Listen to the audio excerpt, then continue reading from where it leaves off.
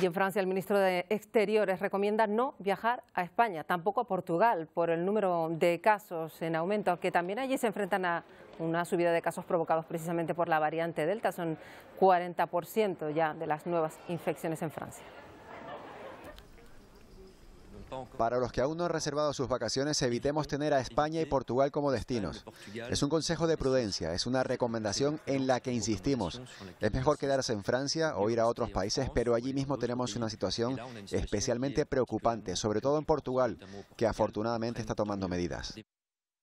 Bueno, y la vicepresidenta del Gobierno español, Carmen Calvo, ha dicho hoy que la vacunación es lo que está causando que no haya cuadros importantes y que no se saturen las unidades de cuidados intensivos. Y además ha defendido que se haya eliminado la mascarilla en exteriores. Que las vacunas que están funcionando. Si estás avanzando ahí, no tiene ningún sentido mantener exactamente las mismas medidas que cuando estabas 4 meses antes. Bueno, pues hay muchos temas que abordar hoy con Lucas González, epidemiólogo. Nos atiende desde Escocia un día más y experto además precisamente en la gestión de crisis complejas como esta a la que nos enfrentamos. Lucas González, bienvenido un día más. Buenas tardes, Marta. Buenas tardes a todos. Bueno, hay muchas cosas que hablar. Empezamos con la situación de España. ¿Qué habría que hacer, a juicio de Lucas González, con lo que está ocurriendo, sobre todo esos datos tan terribles entre los más jóvenes de 12 a 29 años, una incidencia altísima en este momento? ¿Qué habría que hacer? Lo primerísimo es entender a qué nos estamos enfrentando.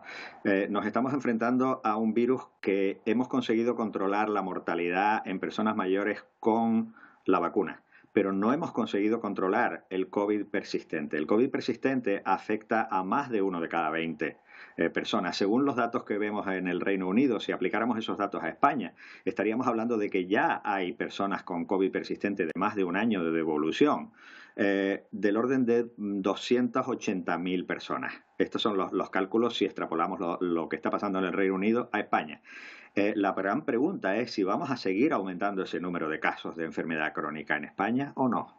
Esa es la cuestión. Lo que va a pasar en España, aumentan los casos, están tratando de ponerle freno a las comunidades, pero ¿qué pasa en Reino Unido, donde vive precisamente Lucas González? Porque a partir del día 19 empieza el día lo han llamado el Día de la Libertad. Yo no sé qué supone este día para los expertos y los sanitarios y los epidemiólogos. El virus debe estar frotándose las manos en este momento, si tuviera manos. Es la libertad para el virus, no es la libertad para las personas. Las personas vamos a encontrarnos con que hay personas que se sienten en situación de riesgo, que se quedan en su casa y que por lo tanto no tienen libertad, y personas que se sienten en situación de libertad y que se enfrentan al virus y que acaban adquiriendo un COVID persistente y que pierden la libertad de movimientos porque se quedan con una situación crónica o por lo menos muy prolongada. Hay muchísimos casos que siguen con muchos síntomas 12 meses después de la infección, aunque sea una infección leve. Yo creo que hay un gran desenfoque.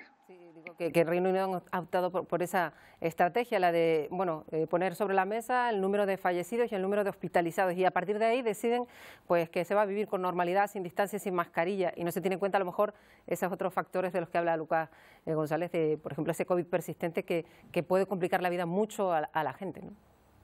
Y a la sociedad, porque esa gente joven son gente que están cuidando a personas mayores, son gente que están teniendo trabajo, gente que están sacando adelante a sus familias. La afectación social no hay que contarla en número de personas, es el número de familias afectadas. Es mucho más grave de lo que parece. Pues veremos lo que ocurre en Reino Unido desde que se tome esa medida, porque el mundo mirará a los resultados de Reino Unido para ver qué puede pasarles a ellos, sobre todo en la zona de Europa, porque es verdad que hay otros países que tienen otras estrategias. Precisamente Lucas González, junto a una treintena de expertos, defiende pues otra estrategia, que es posible, esa estrategia COVID-0 que además hoy presentan de forma oficial, ¿no? Sí, la estrategia que nosotros estamos defendiendo, que no somos los únicos ni somos los primeros en defenderla, es una estrategia de eliminación. Sabiendo que la eliminación en sí es muy difícil, pero adoptarlo como estrategia, como portería del equipo de fútbol, y estamos intentando marcar los goles en esa dirección, todos juntos, las personas individuales, los grupos, las comunidades autónomas, los estados, todos haciendo nuestro papel para tratar de orientarnos hacia esa estrategia. Porque si seguimos orientados hacia una estrategia de mitigación, vamos a seguir perdiendo el partido. Y no sabemos cuántas prórrogas nos quedan. Que no todo se puede fiar a las vacunas, que es verdad que están funcionando muy bien, pero no todo debe ser la vacuna, sino el resto de medidas, ¿no? Exactamente, las vacunas hacen más posible que el año pasado una estrategia de eliminación. Hay que usarlo todo. Claro, siempre nos llama la atención cuando establecemos los temas de los que hablamos cada día, lo que ocurre en Australia frente a lo que ocurre en España. En Australia, con apenas 20 casos, son capaces de cerrar un estado entero con miles y miles de personas, ¿no? Claro, es la movilización conjunta de la sociedad para hacer frente a una amenaza que es común. Las personas individuales y los grupos se ponen la mascarilla bien puesta en interiores y tratan de conseguir que los interiores se conviertan en exteriores ventilando. Las comunidades autónomas hacen la vigilancia epidemiológica y el control de las cadenas de contagio apoyando a los que se quedan en casa. Y los estados se ocupan de las fronteras y de regular los test y de facilitar las cosas a todos los demás. No estamos peleándonos entre nosotros, se trata de pelear contra el virus. El enemigo es el virus.